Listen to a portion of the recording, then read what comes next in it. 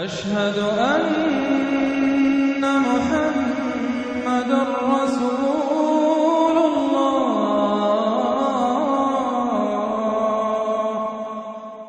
سورۃ الصاد، بسم اللہ الرحمن الرحیم. صاد والقرآن ذی الذکر. تین سورتیں قرآن مجید کی ایسی ہیں جو ایک حرف سے شروع ہوئی ہیں. ایک حرف مقطع کہیں گے، اب اسے مقطعات تو نہیں کہہ سکتے اس لیے کہ کئی حروف تو نہیں ہیں. ایک سورہ صاد ہے، ایک سورہ نون ہے، اور ایک سورہ قاف ہے. یہ سورہ صاد جو ہے یہ اس گروپ میں ہے، اس میں جو ہم پڑھ رہے ہیں جس کا مرکزی مضمون ہے توحید. سورہ قاف پہلی سورت ہے اس گروپ، ان دو گروپوں کی کہ جن کا مرکزی مضمون ہے آخرت اور انذار آخرت. اور سورۃ القلم بالکل ابتدائی دور کی ہے. صاد والقرآن ذی الذکر، یہ بھی نوٹ کر لیجئے کہ صاد پر یہاں آیت نہیں ہے. ایک حرف جہاں آیا ہے وہ آیت نہیں ہے، البتہ دو پر حامیم، یاسین یہ آیت ہے، طٰہٰ یہ آیت ہے. لیکن کہیں کہیں تین پر بھی آیت نہیں. الف لام را آیت نہیں ہے، الف لام میم آیت ہے. تو یہ ساری چیزیں جو ہیں میں نے ابتدا میں جو تعارف قرآن پر تقریر کی تھی، یہ سب توقیفی چیزیں ہیں. یہ کسی کی اجتہاد کے نتیجے میں اور کسی گرامر کے اصول سے، کسی بیان کے اصول سے اس سے کوئی تعلق نہیں. توقیفی کا مطلب کہ حضور صلی اللہ علیہ وسلم کے بتانے پر موقوف ہے. جو آپ نے بتایا بس وہ ہے جو ہم مانیں گے. والقرآن ذی الذکر، اور قسم ہے اس قرآن کی جو ذکر والا ہے. اب ہم وہ صورتیں بھی پڑھ چکے ہیں جن میں قرآن کو الذکر کہا گیا ہے، یہاں ذی الذکر کہا گیا، ذکر والا قرآن جس میں ذکر ہے اللہ کا. فیہ ذکرکم یہ بھی ہم پڑھ چکے ہیں. لیکن الذکر انا نحن نزلنا الذکر وانا لہ لحافظون، ہم نے ہی یہ الذکر نازل کیا ہے. دی ریمائنڈنگ، اور اس کے اندر ریمائنڈنگ ہے. یہ ریمائنڈنگ کا حامل ہے، بات ایک ہی ہے. لیکن یہ کہ اس کے بعد قسم کے بعد مقسم علیہ یہاں نہیں ہے. قسم کس چیز پر کھائی؟ قسم ہے اس قرآن کی جو ذکر والا ہے. مقسم علیہ کہاں ہے؟ بل الذین کفروا فی عزۃ و شقاق، یہ تو مقسم علیہ نہیں ہے. یہ میں آپ کو بتا چکا ہوں سورہ یاسین میں کہ جو وہاں پر آیا ہے یاسین والقرآن الحکیم انک لمن المرسلین، وہ انک لمن المرسلین، اس قسم کی تمام قسمیں جو قرآن میں آئی ہیں اس کے بعد مقسم علیہ جو ہے وہ سمجھیے کہ وہی ہے کہ قرآن گواہ ہے اس پر. قرآن ثابت کر رہا ہے کہ اے محمد صلی اللہ علیہ وسلم آپ اللہ کے رسول ہیں. بل الذین کفروا فی عزۃ و شقاق، لیکن جن لوگوں نے کفر کی روش اختیار کی ہے وہ بڑی جھوٹے غرور کے اندر، جھوٹی انا ان کی ہے، اور آپ کے زدم زدہ میں اور آپ کے مقابلے میں آ کر انہوں نے موقف اختیار کر لیا ہے اپنے غرور اور زدم زدہ میں. کم اہلکنا من قبلہم من قرن فنادوا، کتنی ہی ہم نے قوموں کو اس سے پہلے ہلاک کیا ہے، پھر وہ لگے چیخنے چلانے جب عذاب الہی آیا. ولا تحین مناص، حالانکہ پھر وہ وقت گزر چکا تھا کہ جس میں کوئی خلاصی ہو سکتی. یعنی جب موت آتی ہے، موت کے آثار شروع ہو جائیں تو انفرادی توبہ کا دروازہ بند. جب عذاب کے آثار شروع ہو جائیں تو پھر قوم کی توبہ کا فائدہ نہیں. ہاں سوائے قوم یونس، الا قوم یونس، واحد ایک مثال ہے. وعجبوا ان جاءهم منذر منهم، اور ان کو بڑا تعجب ہے کہ ان کے پاس آیا ہے خبردار کرنے والا انہی میں سے. وقال الکافرون ھذا ساحر کذاب، اور یہ کافر کہتے ہیں کہ یہ ساحر ہے اور کذاب ہے. یہ دیکھ لیجئے، یہ لفظ جو ہے یہ بہت ثقیل لفظ ہے، لیکن یہ قرآن مجید میں آیا ہے. اور یہ نوٹ کر لیجئے کہ اصل میں یہ چونکہ میں عرض کر چکا ہوں کہ چوتھے سال کے بعد یہ جو دو گروپ ہیں صورتوں کے، جن میں سے پہلے گروپ کی 8 صورتیں ہم پڑھ چکے ہیں اور دوسری کی 13 صورتوں میں سے اب ہم آگے آ گئے ہیں، ان میں 4 پڑھ چکے ہیں، سورہ سبا اور فاطر، یاسین اور صافات. 5ویں صورت یہ ہے صاد. یہ ہے سن 4 سے سن 8 تک کی بالعموم سوائے صافات کے. اس کو آپ نے دیکھا کہ 5 رکوعوں میں 182 آیات ہیں، وہ بالکل وہی انداز ہے، چھوٹی چھوٹی صورتیں. رکوع جو ہے 5 ہیں، 182 آیات ہیں. ایک رکوع کے اندر 53 آیات بھی ہیں ایک رکوع کے اندر اس سورہ مبارکہ میں. بہرحال تو یہ صورت جو ہے اس وقت کی ہے جبکہ وہ جو کشاکش تھی عرب میں وہ شدت اختیار کر چکی تھی، لہذا ان کا اب ان پر جو حملہ حضور پر وہ کر رہے تھے وہ بھی اب شدید ہو چکا تھا. ابتدائی دور میں صرف کہا تھا مجنون، معلوم ہوتا ہے کوئی ان کا دماغی توازن ٹھیک نہیں رہا. کسی نے ہمدردانہ بھی کہا کہ معلوم ہوتا ہے کہ کچھ، جیسے ہم بھی کبھی کہتے ہیں کہ کوئی شخص چلہ کشی کرتا تھا، کوئی خشکی چڑھ گئی ہے، کیا ہو گیا ہے، اس طرح کا معاملہ ہو گیا ہے. یہ جایا کرتے تھے، بیٹھتے تھے وہاں غار حرا میں، پتہ نہیں کوئی آسیب آ گیا ہے یا کیا ہوا ہے. تو ہمدردی کے انداز میں بھی عتبہ ابن ربیعہ نے ایک مرتبہ کہا کہ بھتیجے میرے بڑے تعلقات ہیں، بڑے عاملوں سے کاہنوں سے میں واقف ہوں، واقعتاً آپ مجھے بتائیے اگر آپ کو کوئی اس طرح کا مسئلہ ہے تو میں کسی کاہن کو اور کسی عامل کو بلا کر آپ کا علاج کراؤں۔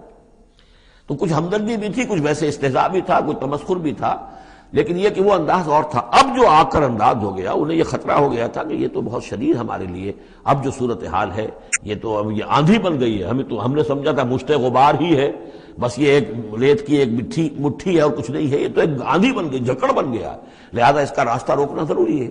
تو اب ان کا جو حضور پر ذاتی حملہ ہے وہ بھی سخت ہو گیا ہے۔ وقال الکافرون ھذا ساحر کذاب، انہوں نے کہا کہ یہ جادوگر ہے، جھوٹا ہے۔ اجعل الآلہۃ الہا واحدا، دیکھیے یہ ہے اصل مضمون توحید، ان صورتوں کا جو اصل مرکزی مضمون ہے، کیا اس نے تمام آلہہ کو بس ایک الہ بنا دیا، سارے الہ ختم کر دیے، بس ایک اللہ؟ ان ھذا لشیء عجاب، یہ تو بڑی عجیب بات ہے۔ وانطلق الملأ منهم ان امشوا واصبروا على آلہتکم ان ھذا لشیء یراد، بڑا نقشہ کھینچ دیا ہے جس کو ورلڈ پکچر کہتے ہیں، کہ ایسا نقشہ ہے جیسے کہ حضور کھڑے ہیں، دعوت دے رہے ہیں، اور کچھ لوگ ہیں، مجمع بھی ہے، کچھ ان کے سردار بھی ہیں، وہ سردار بھی سن رہے ہیں، اور یہ سب سن کر کہتے ہیں وانطلق الملأ، خود بھی چل پڑے وہاں سے، وانطلق الملأ منهم، اور لوگوں سے کہا امشوا، جاؤ جاؤ، کہاں کھڑے ہو، کیوں سن رہے ہو، امشوا جاؤ، واصبروا علی آلہتکم، اور جمے رہو اپنے معبودوں کے اوپر، یہ محمد کے کہنے سے اپنے کسی معبود کو ترک نہ کر دینا۔ وانطلق الملأ منهم ان امشوا واصبروا علی آلہتکم ان ھذا لشیء یراد، یہ تو کوئی خاص مقصد معلوم ہوتا ہے ان کا، ان کی نیت کچھ خراب ہے، یہ کوئی حکومت چاہتے ہیں، شاید کوئی اپنا غلبہ اور اقتدار چاہتے ہیں، یہ بات جو ہے ایسی ویسی نہیں ہے، یقیناً اس کے پیچھے کوئی بڑا مقصد ہے۔ ان ھذا لشیء یراد، جس کا ارادہ کیا گیا ہے، کوئی اسکیم ہے۔ ما سمعنا بھذا فی الملۃ الآخرہ، ہم نے تو ایسی بات سنی نہیں، ہمارا پچھلا چلا آ رہا ہے، ہمارا دین چلا آ رہا ہے، ہماری روایات ہیں، ہمارے آباء و اجداد کی باتیں ہیں جو نسل بعد نسل منتقل ہوئی ہیں، یہ بات جو آج یہ کہہ رہے ہیں وہ ہم نے تو سنی نہیں۔ ان ھذا الا الاختلاف، یہ نہیں ہے مگر گھڑی ہوئی چیز ہے، خلق کی ہوئی چیز ہے، اختلاف باب افتعال خلق سے۔ انزل علیہ الذکر من بیننا، کیا انہی پر یہ ذکر نازل ہونا تھا ہمارے مابین سے؟ کیا ہمارے اندر کوئی اور نہیں تھا؟ بڑے بڑے چودھری تھے، بڑے بڑے سردار تھے، بڑے بڑے سرمایہ دار تھے۔ انزل علیہ الذکر من بیننا بل ہم فی شک من ذکری، اصل بات یہ ہے کہ یہ میرے ذکر کے معاملے میں شک میں پڑ گئے ہیں۔ بل لما یذوقوا عذاب، بس اب تو جب ابھی انہوں نے چونکہ چکھی نہیں ہے میری کوئی مار، اس لیے انہیں شک ہے۔ ام عندہم خزائن رحمت ربک العزیز الوہاب، کیا ان کے اختیار میں ہے تیرے رب کے خزانے؟ اللہ جو العزیز ہے، وہاب ہے، دینے والا ہے، کیا ان کا اختیار تھا کہ وہ ان سے پوچھ کر دیتا کہ رسالت کس کو دوں، نبی کس کو بناؤں؟ کیا ان کے پاس اس کا اختیار ہے؟ ام عندہم خزائن رحمت ربک العزیز الوہاب ام لہم ملک السماوات والارض وما بینہما فلیرتقوا فی الاسباب، تو کیا ان کے پاس ہے بادشاہی آسمانوں اور زمین کی، اور جو ان دونوں کے مابین ہے ان سب کی، فلیرتقوا فی الاسباب، تو چاہیے کہ پھر رسیاں تان کر آسمان پر چڑھیں۔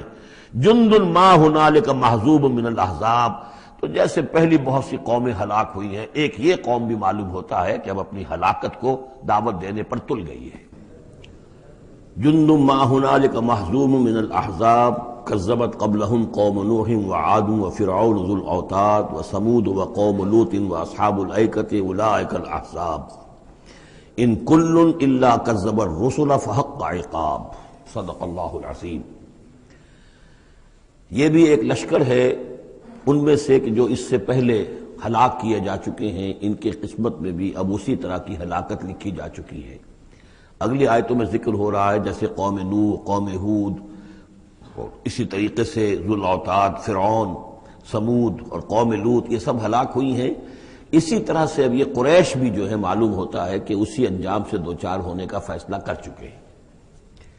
کذبت قبلہم قوم نوح، جھٹلایا تھا ان سے پہلے قوم نوح نے اور عاد نے، وعاد وفرعون، اور فرعون ذو الاوتاد میخوں والا، کیونکہ ان کا لشکر بہت بڑا تھا، تو جب وہ لاؤ لشکر کے ساتھ چلتے تھے تو بہت سے گھوڑوں پر اور خچروں پر تو صرف وہ جو کھوٹے ہوتے ہیں کہ جن سے کہ خیمے گاڑے جاتے ہیں اس کے لیے، تو وہی لگے ہوئے ہوتے تھے۔ وثمود، اور قوم سمود، وقوم لوط، لوط کی قوم، واصحاب الایکہ، اور یہ قوم شعیب جو بن والے تھے، اولئک الاحزاب، یہ ہیں وہ جماعتیں، یہ ہیں وہ گروہ، یہ ہیں وہ قومیں کہ جو ہلاک ہو چکی ہیں۔ ان کل الا کذب الرسل، ان سب نے رسولوں کی تکذیب کی فحق عقاب، تو وہ میرے سزا کے اور میری عقوبت کے مستحق ہو گئے۔ وما ينظر هؤلاء الا صيحة واحدة ما لها من فواق، اور یہ لوگ بھی اب منتظر نہیں ہیں مگر صرف ایک چنگھاڑ کے، ایک ہی چنگھاڑ ہوگی ہماری طرف سے، ما لها من فواق، جس میں کوئی وقفہ نہیں ہوگا، یہ ایک مسلسل۔ آپ دیکھیں کہ اگر کوئی زوردار آواز مسلسل چلے تو یہ انسان کی ہلاکت کا ذریعہ بن جائے گی۔ کبھی کبھی لاؤڈ سپیکر میں خرابی ہوتی ہے اور اس کی گونج پیدا ہوتی ہے، بسا اوقات نماز کے دوران اس کا تجربہ ہوتا ہے، تو جو کیفیت پھر ہو جاتی ہے انسان کی، حالانکہ وہ چند سیکنڈز کی بات ہے، 1-2 منٹ کی بات ہے، لیکن اگر زوردار آواز مسلسل چلے، ویسے بھی آج ہمیں معلوم ہے کہ یہ ساؤنڈ ویوز جو ہوتی ہیں یہ بھی ایک قسم کی انرجی ہے، اور ان ساؤنڈ ویوز کے ذریعے سے بھی یہ سارے کا سارا جو نظام ہے درم برم ہو سکتا ہے۔ یہ اگر اتنی زوردار ویوز ہو تو ان سب کو توڑ پھوڑ کر رکھ دیں گے جو بھی مادی یہ اس وقت عالم ہے۔ تو ان وما ينظر هؤلاء، مگر اللہ تعالیٰ کو کوئی اور بہت بڑا کوئی کام کرنے کی ضرورت نہیں ہوتی قوموں کو ہلاک کرنے کے لیے، ایک چنگھاڑ، وما ينظر هؤلاء الا صيحة واحدة ما لها من فواق، لیکن وہ رکے گی نہیں، بیچ میں دم نہیں لے گی، مسلسل۔ وقالوا ربنا عجل لنا قطنا قبل يوم الحساب، اور وہ کہہ رہے ہیں، اور یہ وہ استہزان کہا کرتے تھے کہ پروردگار یہ جو محمد کہہ رہا ہے صلی اللہ علیہ وسلم کہ ہمارا کوئی حساب کتاب ہونا ہے تو جو ہماری بیلنس شیٹ ہے وہ ہمیں ابھی دے دے، یوم الحساب سے پہلے ہمیں تو ابھی وہ ہمارا بتا دے کہ کیا ہماری بیلنس شیٹ ہے۔ قطنا، چٹھی ہماری، پچھلے زمانے میں جو چٹھے بنتے تھے، کاروبار کا سالانہ چٹھا بنتا ہے کہ یہ آمد، یہ خرچ اور یہ بچت۔ ربنا عجل لنا، جلدی دے دے ہمیں، لنا قطنا، ہماری چٹھی، ہمارا کریڈٹ اور ڈیبٹ بیلنس جو ہے بیلنس شیٹ دے دے، قبل یوم الحساب، اس یوم الحساب سے پہلے۔ اصبر علی ما یقولون، اے محمد صلی اللہ علیہ وسلم آپ صبر کیجئے جو کچھ یہ کہہ رہے ہیں۔ واذکر عبدنا داود، اور آپ تو ذرا تذکرہ کیجئے داود کا، ہمارے بندے داود کا، ذل اید، جو بڑی قوت والا تھا، انہ اواب، اور ساتھ ہی وہ بہت ہی رجوع کرنے والا تھا اللہ کی جناب میں۔ انا سخرنا الجبال معه، ہم نے تو اس کے ساتھ پہاڑوں کو مسخر کر دیا تھا، یسبحن بالعشی والاشراق، جو اس کے ساتھ ہی تسبیح کرتے تھے اس کی آواز میں آواز ملا کر، شام کو بھی اور صبح کے وقت بھی۔ والطیر محشورا، اور پرندے بھی کہ جو جمع کر دیے جاتے تھے، جو ان کے ساتھ مل کر حمد کے ترانے الاپتے تھے۔ کل لہ اواب، یہ سب کے سب اللہ کی طرف رجوع کرتے تھے، یا یہ کہ یہ سب کے سب رجوع کرتے تھے حضرت داؤد کی طرف، اور پھر داؤد جو ہے وہ گویا کہ ان سب کے ساتھ اللہ کی جناب رجوع کرتے تھے۔ وشددنا ملکہ وآتیناہ الحکمۃ وفصل الخطاب، اور ہم نے اس کی جو حکومت تھی اسے خوب مضبوط کیا تھا، اور ہم نے اسے حکمت عطا کی تھی اور فصل الخطاب بھی عطا کیا تھا، یعنی فیصلہ کن بات کہنے کی صلاحیت، ایسی بات کہی جائے جس سے کہ لوگ سب مطمئن ہو جائیں کہ ہاں یہ بات ٹھیک ہے، فیصلہ کن بات ہو، دو ٹوک ہو، اور یہ کہ سب کے لیے موجب اطمینان ہو۔ وَهَلْ أَتَاكَ نَبَأُ الْخَصْمِ، اب یہ جو 3-4 واقعات اس صورت میں آ رہے ہیں یہ مشکلات القرآن میں سے ہیں۔ اس کی وجہ یہ ہے کہ یہ ہیں واقعات، لیکن ان کی یہاں پہ صرف اشارے کنائے میں قرآن نے تذکرہ کیا ہے۔ ان کی تفصیل کے لیے اگر ہم رجوع کرتے ہیں تورات کی طرف تو وہاں ہمیں کچھ قصے ایسے ملتے ہیں کہ جو انبیاء کی شان سے پوری طرح مطابقت نہیں رکھتے، لہذا ایک بہت ہی یوں سمجھیے کہ ایک ہمارے لیے شش و پنج کا مسئلہ ہے کہ مفسرین واقعہ تو اس طرح کا ہے، معلوم ہوتا ہے کہ کہیں کوئی خطا ہوئی ہے اور ہو جاتا ہے، آخر نبی اور رسول جو ہے وہ بھی سب اللہ کے بندے تھے، اور اللہ تعالیٰ کی طرف سے خصوصی حفاظت ان کی ہوتی تھی، وہ معصوم ہوتے تھے بئی معنی، یہ نہیں کہ ان کے اندر کوئی غلطی کا رجحان ہی کبھی پیدا نہیں ہو سکتا تھا، وہ تو اگر یہ رجحان ہی پیدا نہ ہوتا تو فرشتے ہوتے، پھر وہ انسان نہ رہتے، جب تک وہ انسان تھے تو اس رجحان کے پیدا ہونے کی نفی ہم نہیں کر سکتے، لیکن یہ کہ اللہ انہیں بچا لیتا تھا، روک لیتا تھا۔ تو وقت کے اوپر بچا لینا، روک لینا، جیسے حضور کے بارے میں آتا ہے کہ آپ اپنی وہ نوجوانی کے دور میں حضور فرماتے کہ 2 مرتبہ میں نے ارادہ کیا کہ وہ جو میلے ہوتے تھے جہاں پر کچھ وہ قصے کہانیاں ہوتی تھیں، وہاں پر فوش گوئی بھی ہوتی تھی، شاعر جو ہے وہ ایسے ایسے اپنے قصیدے سناتے تھے، اپنے معاشقوں کی تفاصیل بیان کرتے تھے، تو 2 مرتبہ حضور کہتے ہیں میں نے ارادہ کیا کہ میں بھی ان میں جاؤں، دیکھوں کیا ہوتا ہے، وہاں پہ میں بھی شریک ہوں، لیکن دونوں مرتبہ یہ ہوا کہ فاصلے پر ہوتا ہوگا، ظاہر بات ہے کہ عین مکے میں تو نہیں تھا وہ، تو جیسے عکاس کا بازار جو ہے وہ ذرا فاصلے پر لگتا تھا، تو راستے ہی میں کہیں تھوڑی دیر آرام کرنے کے لیے بیٹھے ہیں اور نیند آ گئی ہے، ساری رات سوتے رہے، صبح آنکھ کھلی ہے، تو اللہ تعالیٰ نے بچا لیا کہ وہاں جانے کی شکل ہی پیدا نہیں ہوئی، حالانکہ ابھی نبوت آپ کو، ویسے تو نبی پیدائشی نبی ہوتے ہیں، نبوت تو حضور فرماتے ہیں کہ مجھے مل چکی تھی جبکہ ابھی آدم کی روح جو ہے وہ ان کے جسد میں پھونکی نہیں گئی تھی، والآدم بین الروح والجسد، تو عالم ارواح میں بھی نبی کی روح جو ہے وہ تو اپنی اسی امتیازی شان کے ساتھ تھی. لیکن یہ کہ نبوت کا ظہور ہوا ہے جب آپ کی عمر 40 برس کی ہوئی ہے، لیکن اس سے پہلے بھی بچپن میں بھی اور لڑکپن میں بھی اور اس کے بعد آگے جو ہے جوانی اور نوجوانی میں بھی اللہ پوری طرح حفاظت کرتا ہے. لیکن حفاظت کا مطلب یہی ہے کہ کوئی غلط بات کا ارادہ اگر پیدا ہو بھی جائے کسی وجہ سے تو اللہ تعالیٰ ایسے انتظامات کر دیتا ہے کہ اس کی تکمیل کی نوبت نہیں آتی. اب یہ جو ایک واقعہ ہوا ہے حضرت داؤد علیہ السلام کا، اس کے پیچھے جو قصہ بیان کیا گیا ہے جو تورات میں ہے، وہ تو یہ ہے کہ ان کی بہت سی بیویاں تھیں. یہ جو تعدد ازدواج 4 کی پابندی تو حضور کی شریعت میں آ کر ہوئی ہے، ورنہ اس سے پہلے تو آپ کو معلوم ہے بادشاہ لوگ جو ہوتے تھے ان کے حرم ہوتے تھے بڑے بڑے. تو حضرت داؤد علیہ السلام کا بھی بڑا حرم تھا، بیویاں تھیں بہت سی. لیکن اسی اثنا میں انہیں کسی اور عورت کے بارے میں ان کے دل میں خیال پیدا ہو گیا، رغبت ہوئی، اس سے وہ شادی کرنے کی خواہش پیدا ہوئی، اور وہ کسی شخص کے نکاح میں تھی. اس خیال کا دل میں آنا جو ہے بس اس کے اوپر ٹوکنے کے لیے کہ تم کیا سوچ رہے ہو، یہ غلط بات سوچ رہے ہو، اللہ تعالیٰ نے ایک شکل پیدا کر دی.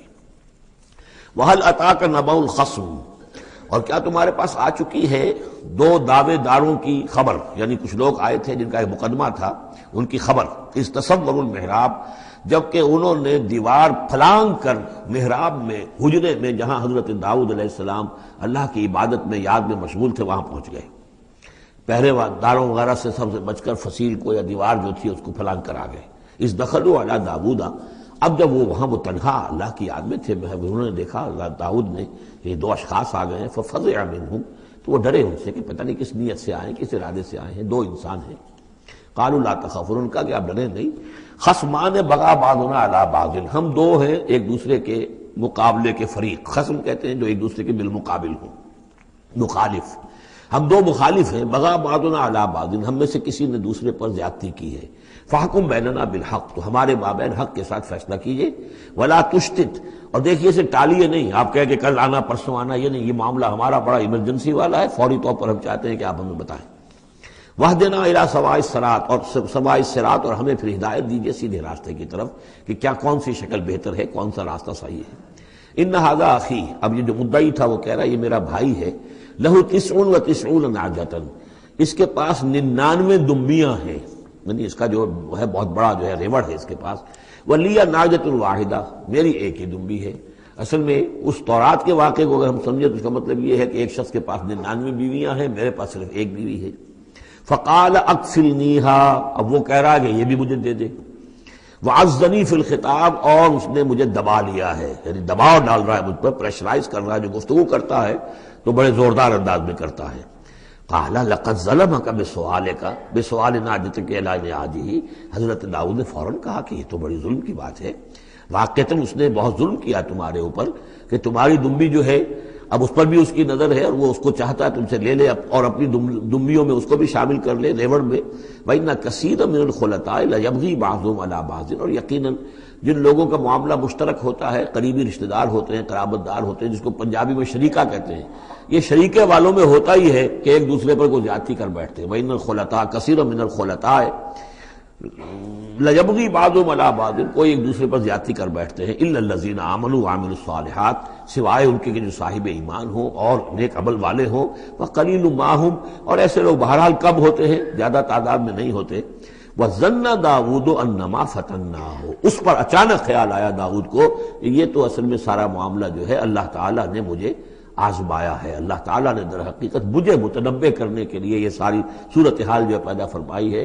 انہیں اپنے اس خیال کے اوپر پھر جو تنبع ہوا، فاستغفر ربہ، تو انہوں نے استغفار کیا اپنے رب سے. وخر راکعا واناب، اور وہ گر پڑے سجدے کے اندر، رکوع کہہ دیجئے، سجدہ کہہ دیجئے. راکعا، گر پڑا جھک کر، اور رجوع ہوا، اس نے اللہ تعالیٰ کی طرف اپنے آپ کو پوری طریقے سے متوجہ کر لیا. یہ آیت سجدہ ہے.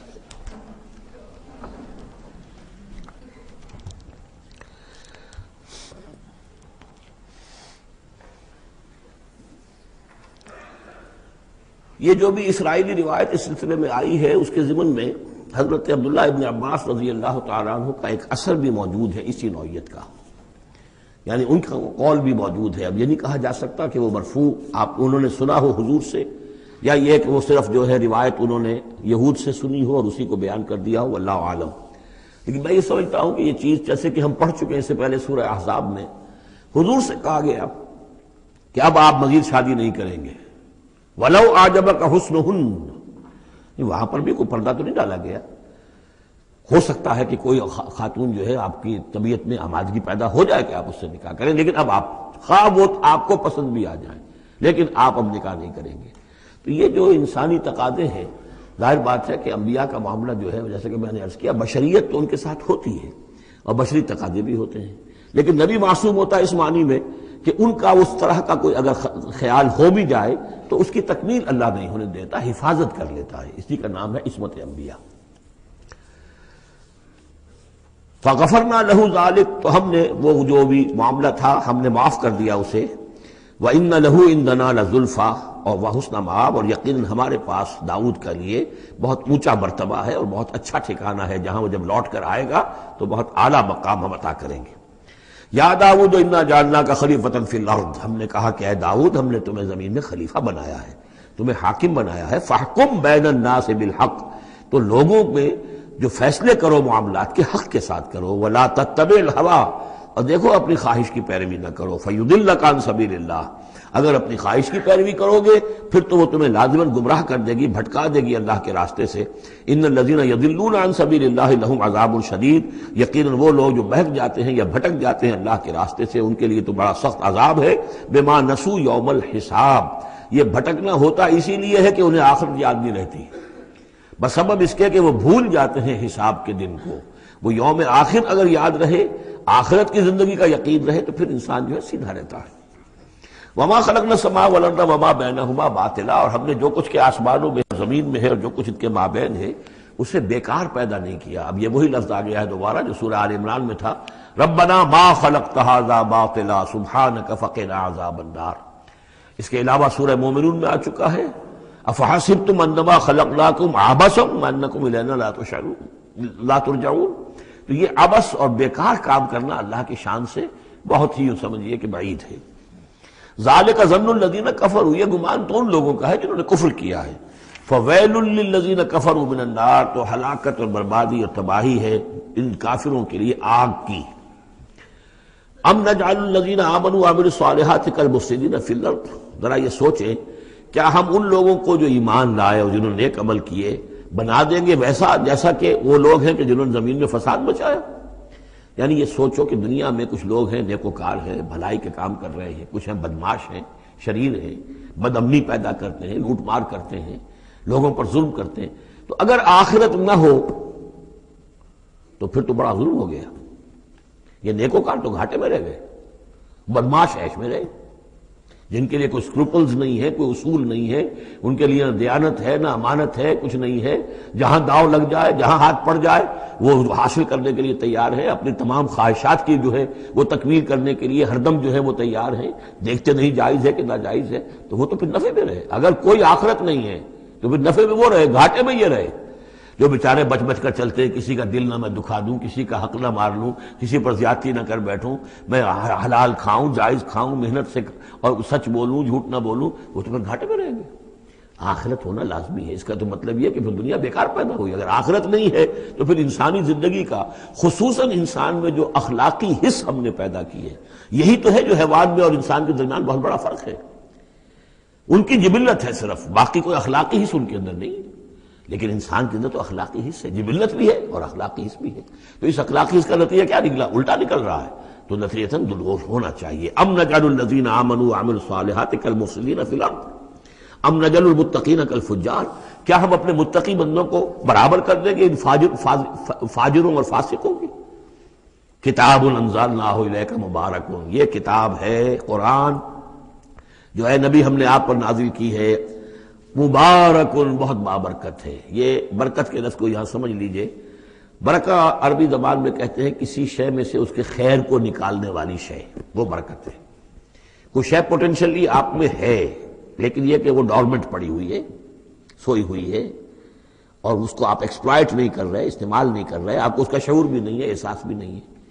کوئی شے جو آپ کو اس کا احساس دلا دے، پھر آپ اپنی اس صلاحیت کو استعمال کریں، ایکسپلائٹ کریں، اسے بروئے کار لائیں، وہ شے برکت والی ہوئی۔ تو یہ لفظ آتا ہے قرآن مجید میں یا تو بام مبارکہ، باران رحمت، بارش برستی ہے، زمین میں وہ پوٹینشل رویدگی موجود ہے، ڈورمنٹ ہے، بیج پڑے ہوئے ہیں، پانی آتا ہے، جذب ہوتا ہے، آسموسس شروع ہوتا ہے، پانی داخل ہوتا ہے بیج کے اندر، وہاں کو حرکت شروع ہوتی ہے، اب وہاں سے وہ جو رویدگی نکل رہی ہے اور وہ بیج جو ہے اس سے اب 2 پتیاں نکلی ہیں، تو مام مبارکہ۔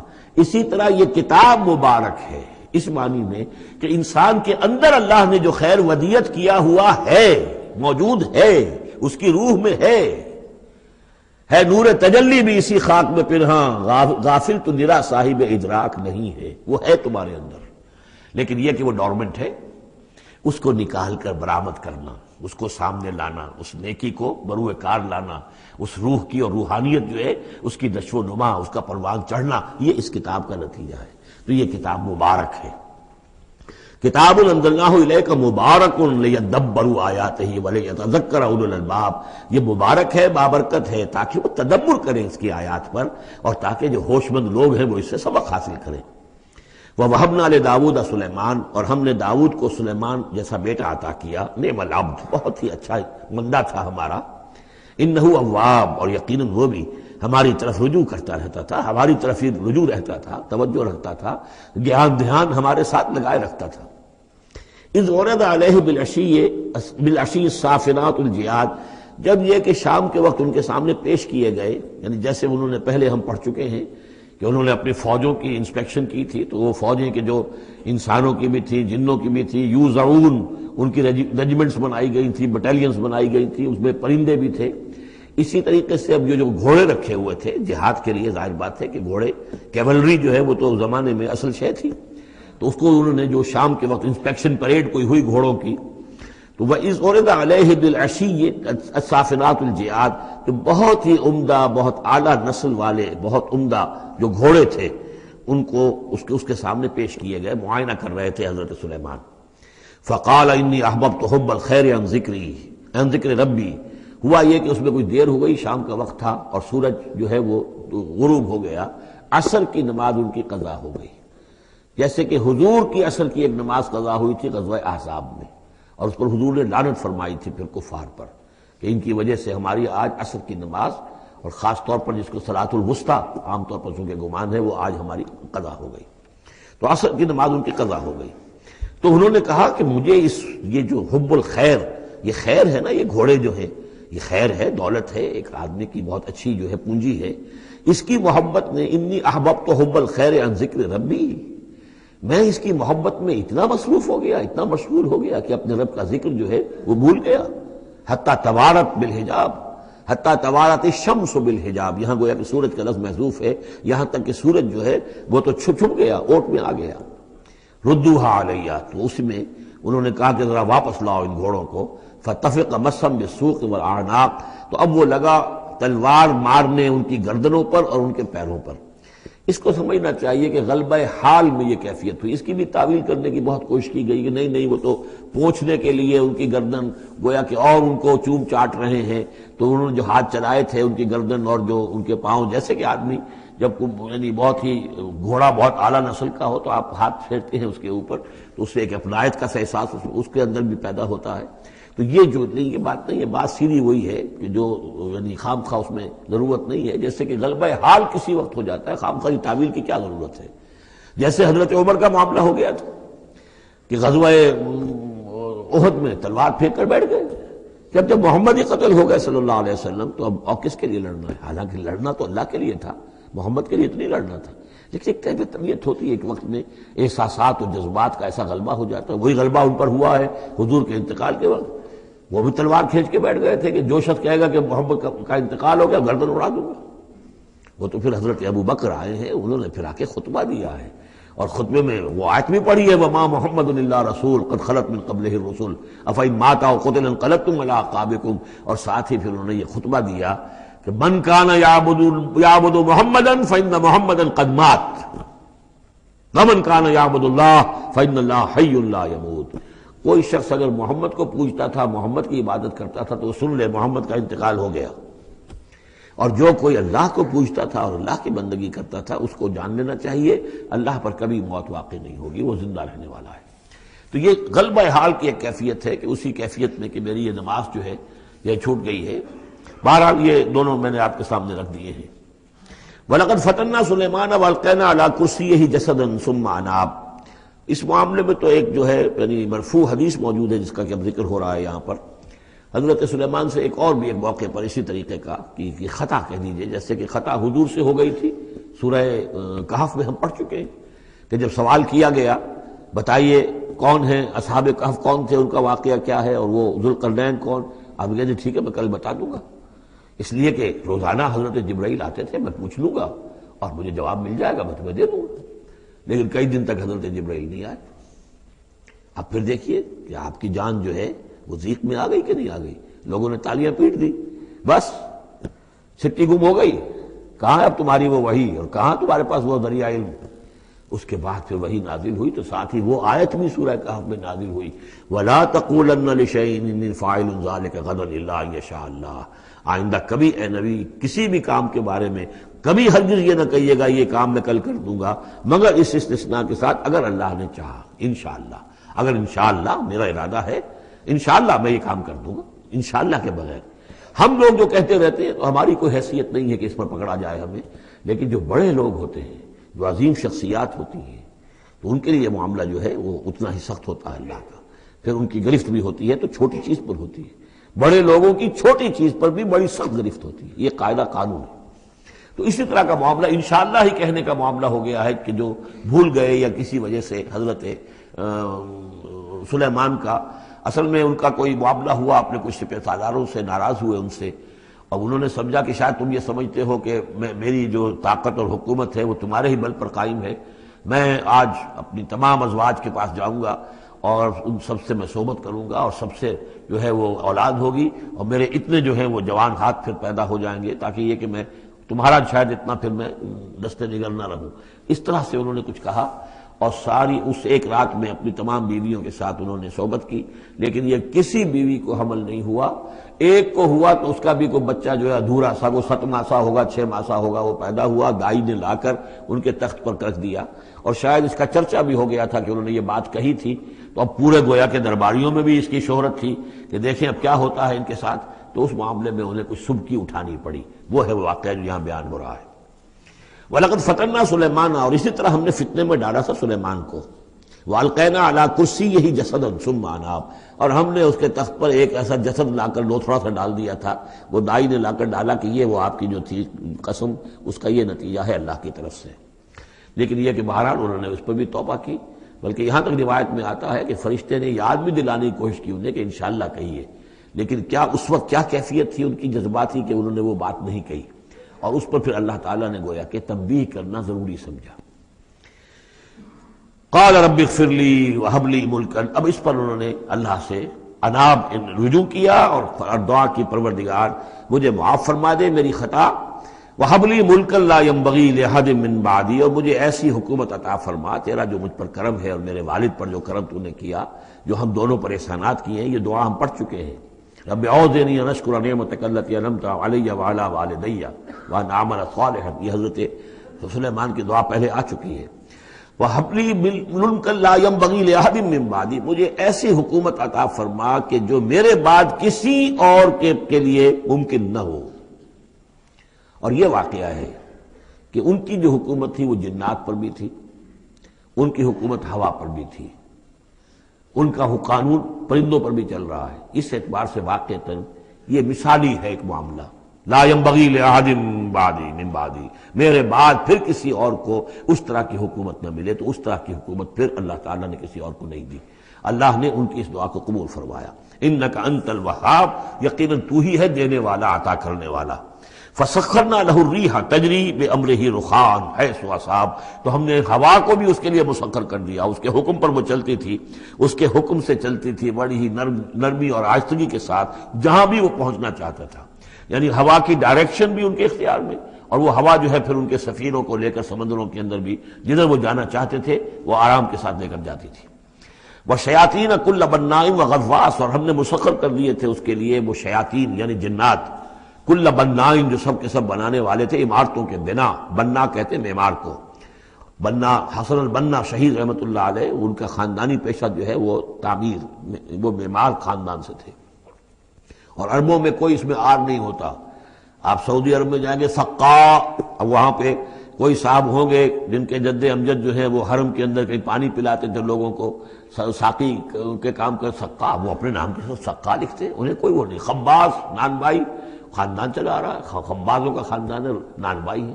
تو کام کے اندر تو پیشے میں عیب نہیں رکھیے نہ فرحات کو نام، سیدھی سی بات ہے. تو وہ بننا، وہ ان کے لیے تھے معمار، وغواص اور غوطہ خور، غوطہ کرنے والے، سمندروں میں غوطہ لگا کر اور وہاں سے موتی وغیرہ نکالنے والے. وآخرین مقررین فی الاسفاد، جو لوگ تو رہتے تھے، اور کچھ اور قوم ہوتی تھی کہ جو جکڑی ہوئی زنجیروں میں. یہ جنات کی طاقت جو ہے ایک نفری وہ ہوتی تھی جو رکھی رہتی تھی کہ جہاں ایمرجنسی میں ضرورت ہو تو پھر ان کو وہاں سے استعمال کیا جائے. ھذا عطاؤنا، اور ہم نے ان سے کہہ دیا تھا اے سلیمان یہ ہماری عطا ہے تمہارے لیے، فمنن او امسک، چاہو تو یہ تقسیم کرو لوگوں کے اندر، لوگوں پر احسان بھی کرو، اور چاہو تو اپنے پاس رکھو بغیر حساب. بہرحال ہم نے اس پر حساب کوئی نہیں رکھا، ہم تم سے اس پر کوئی حساب نہیں لیں گے. وَإِنَّ لَهُ عِندَنَا لَزُلْفَىٰ وَحُسْنَ مَآبٍ، اور یقیناً اس کے لیے ہمارے پاس بہت اونچا رتبہ بھی ہے اور بہت عمدہ ٹھکانہ بھی ہے. جب وہ لوٹ کر آئیں گے تو ان کو وہاں پر بہت عمدہ ٹھکانہ ملے گا. وَاذْكُرْ عَبْدَنَا أَيُّوبَ إِذْ نَادَىٰ رَبَّهُ أَنِّي مَسَّنِيَ الشَّيْطَانُ بِنُصْبٍ وَعَذَابٍ، اور ذرا یاد کیجئے، ذکر کیجئے حضرت ایوب کا علیہ الصلوۃ والسلام، ہمارا بندہ ایوب، جب اس نے پکارا اپنے رب کو، انی مسنی الشیطان بنصب وعذاب، کہ شیطان نے مجھے چھوت لگا دی ہے، بڑی تکلیف اور ایذا اور تکلیف، اور اس کی بیماری تھی، جلدی کوئی بیماری تھی جس کی وجہ سے سارا جسم جو ہے گل گیا تھا، اور اس درجے اس میں کوئی تعفن بھی تھا، کیڑے بھی پڑ گئے تھے کہ ان کی اہلیہ، بیوی، بچے ایک وقت تک تو انہوں نے خدمت کی جب تک کی، پھر بعد میں آ کر سب ہمت ہار کر ان کو چھوڑ کر چلے گئے تھے. تو گویا کہ اس قسم و پرسی کے عالم میں پھر انہوں نے یہ دعا کی. تو اللہ تعالیٰ نے فرمایا کہ ارکض برجلک، ذرا اپنا پاؤں مارو زمین پر، ھذا مغتسل، یہ اب تمہارے اس ایڑی کے جو زور سے جو چشمہ ہم نے نکال بہایا ہے، یہ تمہارے نہانے کے لیے ہے، بارد و شراب، ٹھنڈا ہے، اور پینے کے لیے بھی ہے. تو شاید جس کو ہم کہتے ہیں گندھک کا کوئی چشمہ نکل آیا ہو، جو کہ جلدی امراض کے لیے چشمے ہوتے ہیں جہاں جاتے ہیں لوگ، جلدی امراض کے لوگ جا کر وہاں جا کر نہاتے ہیں تو اس سے شفا ہوتی ہے. تو اللہ نے اس کے اندر وہ شفا ان کے لیے رکھ دی، وہ ٹھیک ہو گئے. وَوَهَبْنَا لَهُ أَهْلَهُ وَمِثْلَهُم مَّعَهُمْ، اب پھر ان کی اولاد بھی اور ان کی اہل و عیال سب واپس بھی آ گئے، اور یہ کہ مزید بھی ہم نے انہیں اور اہل و عیال عطا کیے. مِثْلَهُم مَّعَهُمْ رحمتًا مِنَّا، یہ سب ہماری جانب سے رحمت کا مظہر تھا، وذکریٰ، اور یاد دہانی اور نصیحت، لِأُولِي الْأَلْبَاب، ہوش مند لوگوں کے لیے. وَخُذْ بِيَدِكَ رِزْقًا، کسی موقع پر اپنی بیوی سے ناراض ہو کر ان کہا تھا کہ میں تمہیں 100 کوڑے لگاؤں گا یا 100 تمہیں ماروں گا کمچیاں، تو غصے میں آ کر اب وہ قسم کھا لی اس کے اوپر.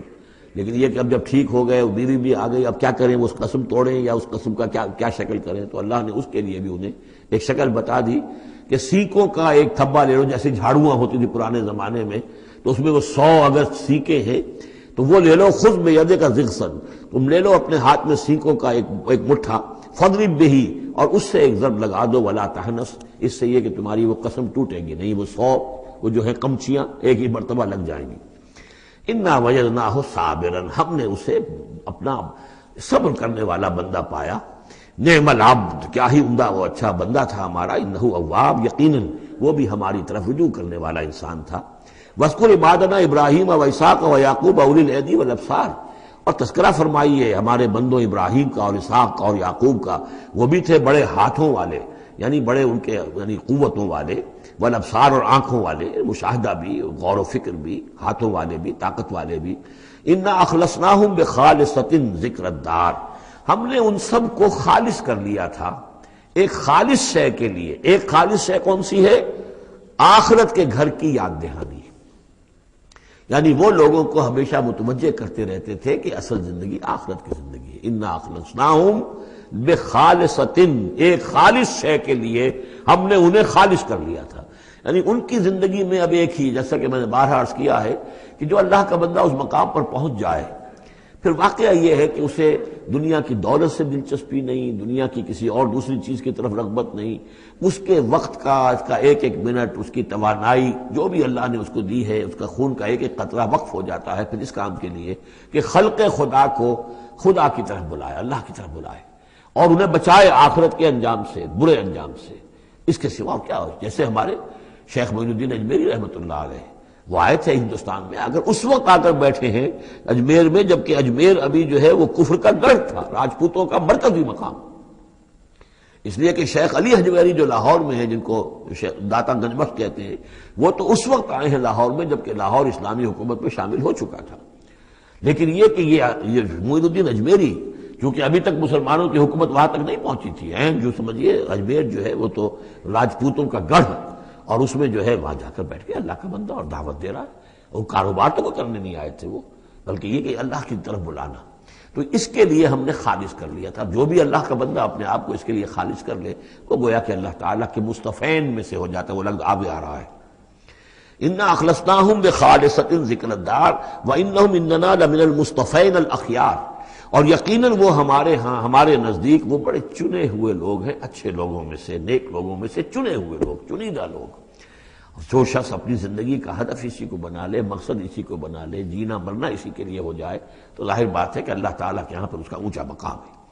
وَاذْكُرْ إِسْمَاعِيلَ وَالْيَسَعَ وَذَا کے اور ذکر کیجئے اسماعیل کا بھی اور یسع، اب ان کے بارے میں صحیح طور پہ ہم کچھ نہیں کہہ سکتے، یہ دو جو ہیں یسع اور ذوالکفل کے بارے میں تو میں عرض کر چکا ہوں کہ ایک گمان یہ ہے، اور مجھے اس سے اتفاق ہے کہ یہ گوتم بدھ کی طرف اشارہ ہے، وہ اللہ کے نبی تھے۔ ذوالکفل پہ یہاں فے سے بدل گیا ہے، کپل وستو کا شہزادہ، سدھارتھا گوتما بدھا، بدھا تو اصل میں اس کا لقب ہے جو بعد میں بن گیا ہے، سدھارت اس کا نام تھا، سدھارتھا گوتما بدھا، اور کپل وستو کی ریاست تھی، اس کا یہ شہزادہ تھا۔ وَكُلُّ مِنَ الْأَخْيَارِ، یہ سب کے سب بھی بڑے ہی عمدہ لوگوں میں سے تھے۔ ھَذَا ذِکْرٌ، یہ ایک ذکر ہے، یہ ایک تذکرہ ہے۔ وَإِنَّ لِلْمُتَّقِينَ حُسْنَ مآب، اور یقیناً ان متقین کے لیے، تمام متقین کے لیے بہت ہی اچھی جگہ ہے لوٹنے کی، آنے کی، اچھا ٹھکانہ ہے۔ جنات عدن، وہ باغات کے جو رہنے والے ہوں گے، ریزیڈنشل ہوں گے، بسنے والے، مفتحۃ لہم الابواب، جن کے دروازے ان کے لیے کھلے رکھے گئے ہوں گے۔ یہ اس سے بھی آگے بھی آئے گا سورہ زمر میں بھی کہ جنتوں کا معاملہ یہ ہے کہ اس کے دروازے کھلے ہوں گے جنتیوں کے استقبال کے لیے، جیسے کہ مہمان کے لیے جب آپ کو ان کا استقبال کرنا ہو تو یہ تو نہیں کرتے دروازے بند کر کے بیٹھ جائیں کہ وہ آ کے دستک ہی دے گا کبھی کھولیں گے، اس کا تو انتظار ہو رہا ہوتا ہے، تو دروازے کھلے ہوتے ہیں۔ لیکن جہنم کے بارے میں یہ آتا ہے کہ جب مجرم پہنچ جائے گا، جیسے جیل کا دروازہ ہوتا ہے، جب وہاں پہنچ جائے گا پھر وہ دروازے کھولے جائیں گے۔ یہ مضمون جو ہے سائملٹینیس کنٹراسٹ کی شکل میں جو ہے وہ آئے گا سورہ زمر میں، ان کے لیے دروازے کھلے رکھے جائیں گے جنات عدن کے، متکئین فیہا یدعون فیہا بفاکہۃ، اور اس میں وہ ٹیک لگا کر بیٹھے ہوں گے اور وہ آرڈر دیں گے، یدعون آرڈر دیں گے، مانگیں گے، طلب کریں گے اس میں بفاکہۃ، میوے بھی، کثیرۃ کثرت سے، وشراب، اور مشروبات بھی، عمدہ سے عمدہ مشروبات۔ وعندہم قاصرات الطرف اتراب، اور ان کے پاس ہوں گی ایسی ان کی بیویاں کہ جو نیچی نگاہ والی ہوں گی اور ہم عمر ہوں گی۔ ھذا ما توعدون لیوم الحساب، یہ ہے جس کا تم سے وعدہ کیا جا رہا ہے حساب کے دن۔ ان ھذا لرزقنا ما لہ من نفاد، اور یہ ہوگا ہمارا رزق، ہمارا عطا کردہ دی ہوئی چیزیں اب یہ کبھی ختم نہیں ہوں گی، یہ نہ سمجھنا کہ یہ نعمتیں ختم ہو جائیں گی، یہ باقی رہیں گی ہمیشہ ہمیشہ۔ ھذا وان للطاغین لشر مآب، یہ تو ہے اہل جنت کا معاملہ، لیکن جو سرکش تھے، جو باغی تھے ہمارے، ان کے لیے ہے برا لوٹنے کا مقام، بری جگہ، جہنم یصلونھا، جس میں وہ داخل ہوں گے، فبئس المہاد، اور وہ بہت ہی برا بچھونا ہوگا۔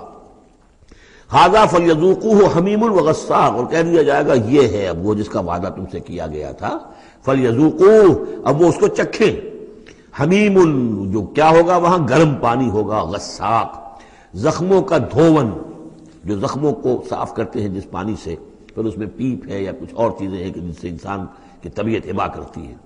وآخر من شکلہ ازواج، اور اسی طرح کی اور چیزیں بھی جو ان کو دی جائیں گی کھانے اور پینے کے لیے، وہ اسی طرح کی چیزیں ہوں گی، گھناؤنی اور بد ذائقہ۔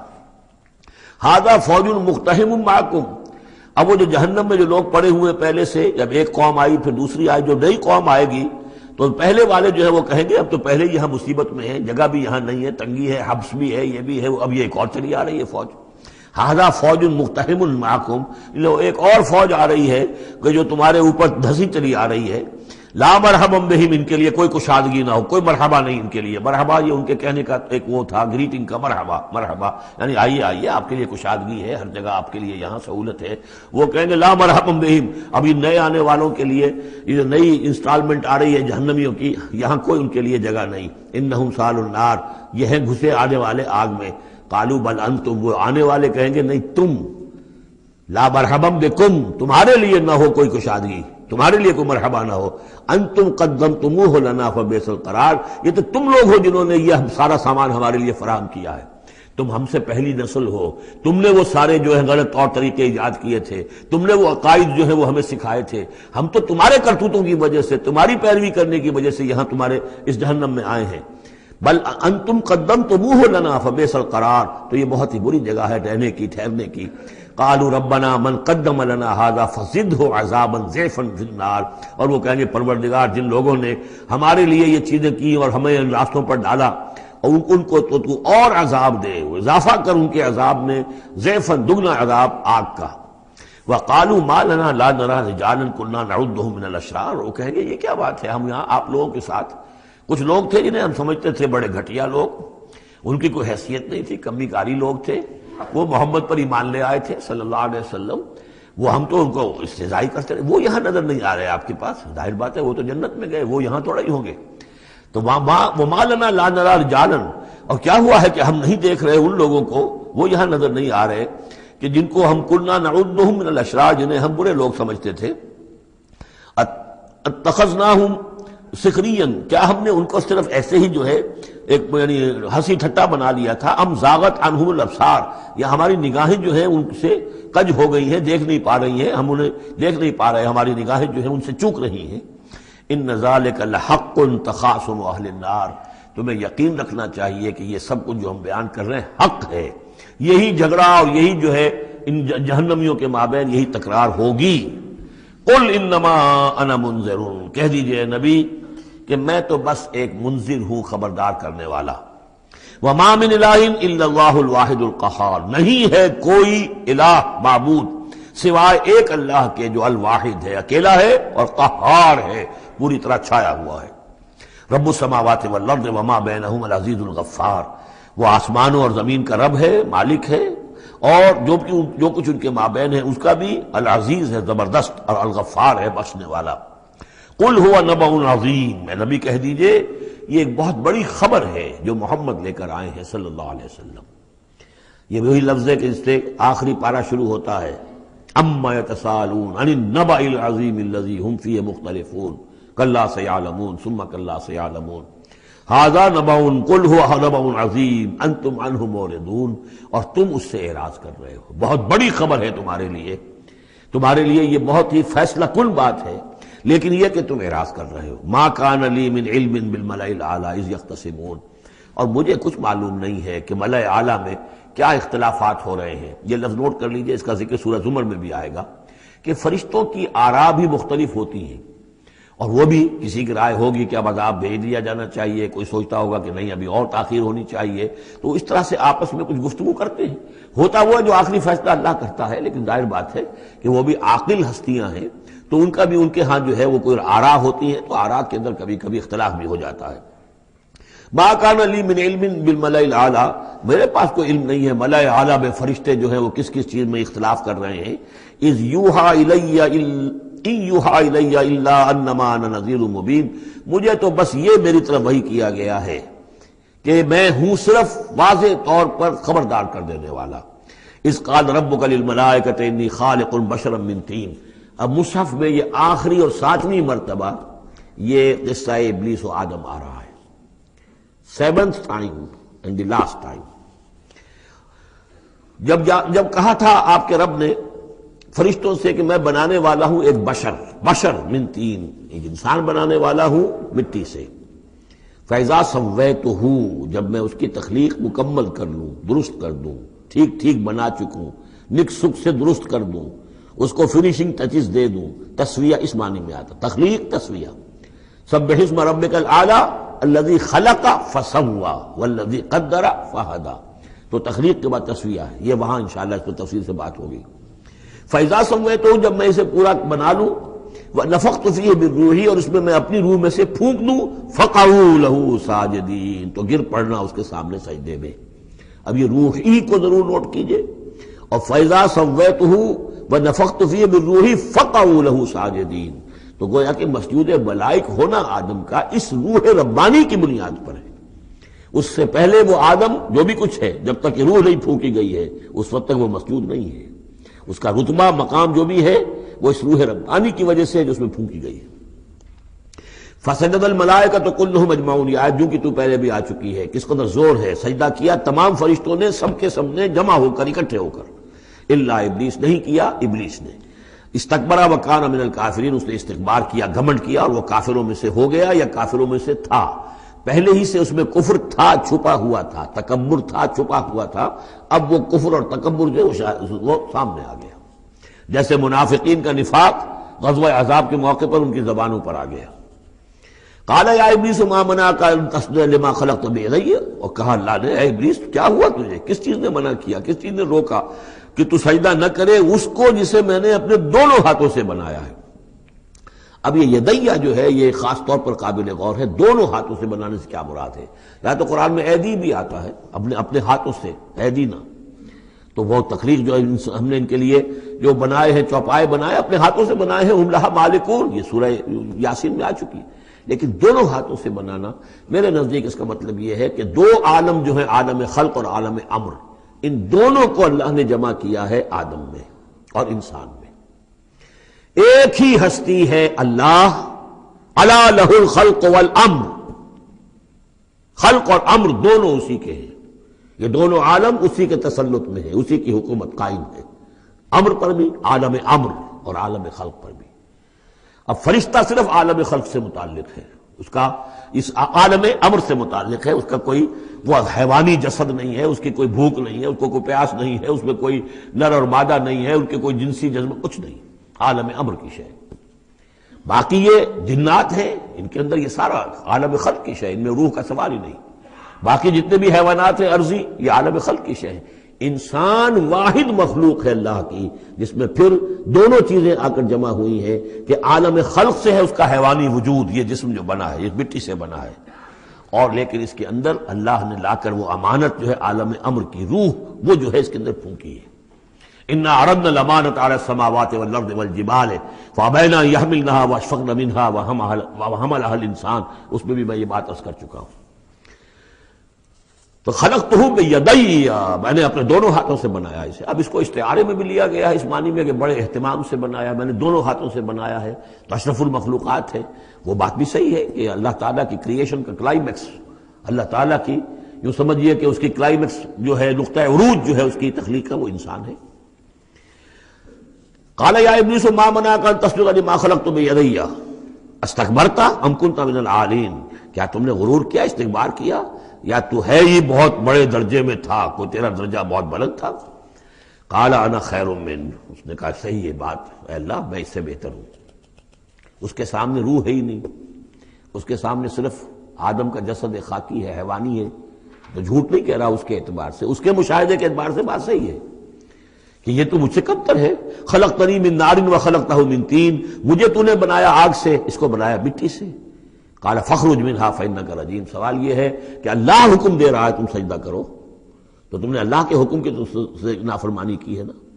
فاخرج منها، نکل جاؤ اب یہاں سے، فانک رجیم، تم مردود ہو گئے ہو، وان علیک لعنتی الی یوم الدین، اور اب تم پر آخرت کے دن تک، اگلے وہ جزا و سزا والے دن تک تم پر لعنت رہے گی، میری لعنت۔ قال رب فانظرنی الی یوم یبعثون، اس نے کہا کہ پروردگار پھر مجھے ذرا مہلت دے اس دن تک جب کہ یہ دوبارہ اٹھائے جائیں گے، آدم اور اس کی نسل پوری کی پوری۔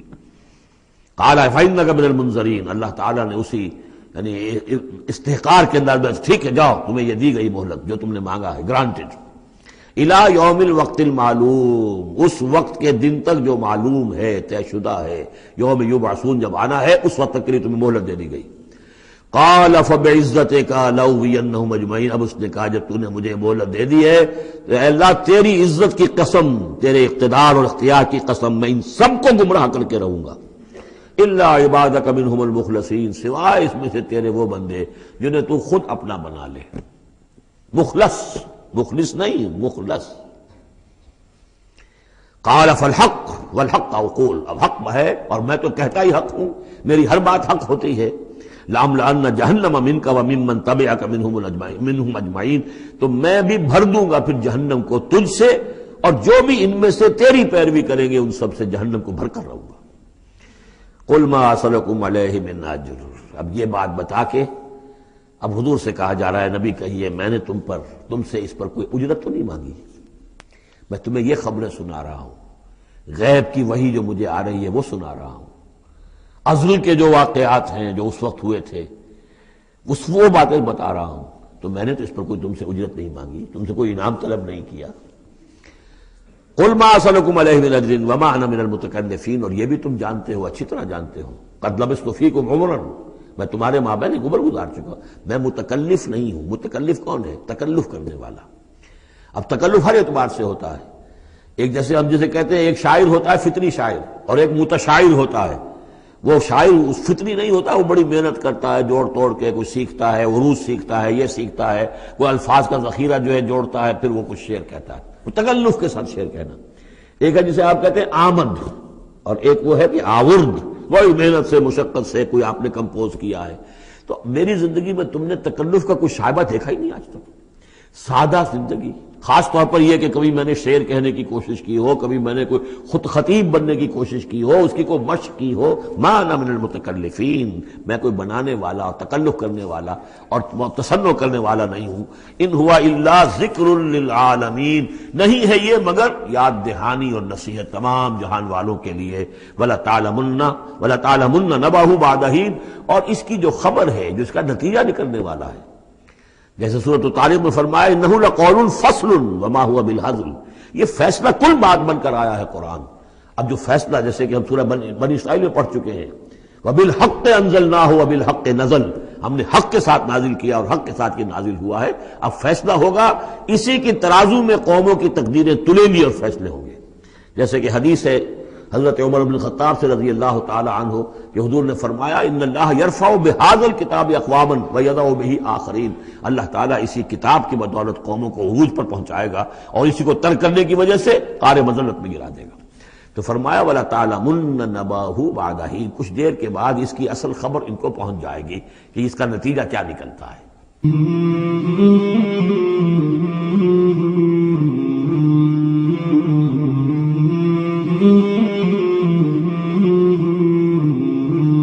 مولاي صل وسلم